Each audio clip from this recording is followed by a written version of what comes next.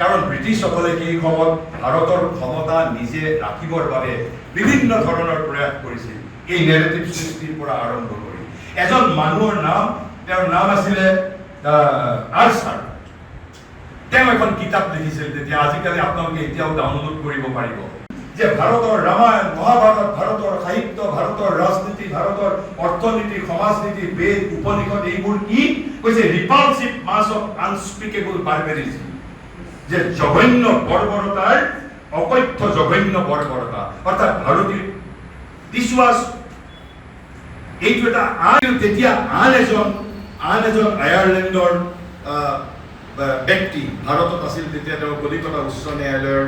তেওঁ জাজ আছিলে আৰু আয়াৰলেণ্ডৰ লোকসকল কিছু পৰিমাণে ভাৰতৰ প্ৰতি সহানুভূতি আছে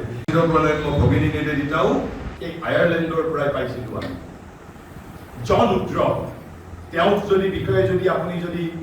আমাৰ নেটত যদি আপুনি বিচাৰে তেওঁ এজন বিখ্যাত তন্ত্ৰসাধক হিচাপেহে তেওঁৰ নাম আছে তেতিয়া তেওঁ এখন কিতাপ লিখিলে এই আৰ্চাৰৰ কিতাপৰ যুক্তি খণ্ডন কৰি যে ইজ ইণ্ডিয়া চিভিলাইজ সঁচাই ভাৰত যিকোনো খবৰৰ বাবে যোগাযোগ কৰক আমাৰ এই নম্বৰত 9181 307 2221